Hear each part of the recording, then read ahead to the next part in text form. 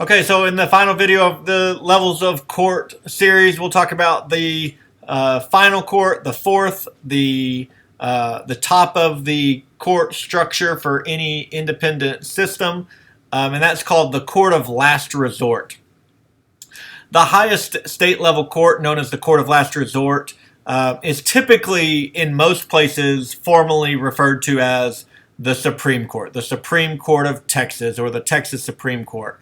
I don't know that you'll find any difference to that. I can't think of any off the top of my head that are named something different, except for the situation that exists in Texas and a handful of other states. As we mentioned in the last video, Texas, Alabama, Tennessee, maybe Oklahoma even have two courts of last resort. You can see them here at the top of our chart. We have right here the Supreme Court, which is one court, 9 justices, and over here we have what's called the Court of Criminal Appeals. Again, one court, 9 justices. So they are both courts of last resort, and if you look carefully at the chart, you can see the difference between them. So in a state that only has one court of last resort, I'm pretty sure it's always referred to as the Supreme Court, but I could be wrong on that. Justices is the term that we're going to use. You'll notice down here, judges. When you start getting into the appeals level is when and really the court of last resort, the judges stop being judges and they start being called justices. Justices in these courts are typically chosen by nominating commissions or appointed by a governor. Again, in Texas, ours are elected. You will see them on the ballot. Median salary, we're going up again. In 2012, the median salary for the Court of Last Resort justices, $146,915 for an associate judge. An associate judge is 8 of those members, and then one of those members is designated as the Chief Justice. The Chief Justice is the top administrator in the entire court system, so he's going to get paid a little bit more. And in this case, the median for the Chief Justice was $152,500. California, again, paid the highest, $218,000, while South Dakota's were the lowest at $118,000. So you can see in Texas, we have two, the Texas Supreme Court and the Texas Court of Criminal Appeals. The only difference between them is the subject matter jurisdiction.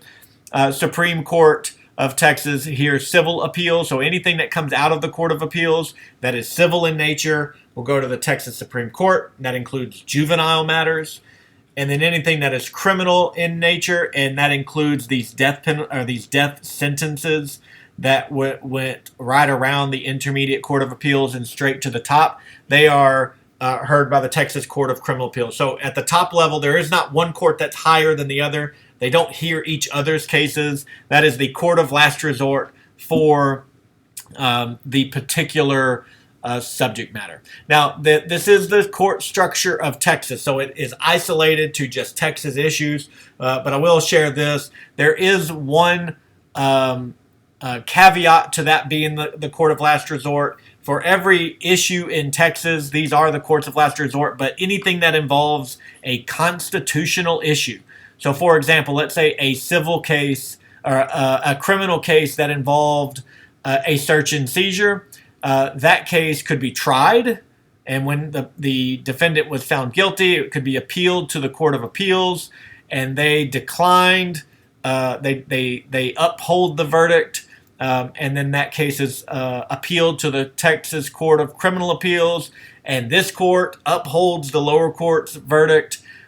Because it involves a constitutional issue, you can imagine a line that leaves the state of Texas that goes all the way to the United States Supreme Court.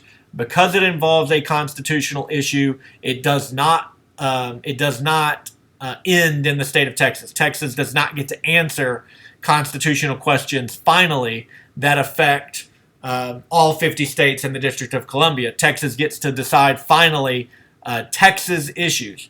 So if there was a state law and the appeal is based on a definition in the state law that doesn't involve any kind of constitutional issue, if it goes to the Texas Court of Criminal Appeals and you lose that appeal, there is no place further that you can go. That case is done, and that's why it's referred to as a court of last resort.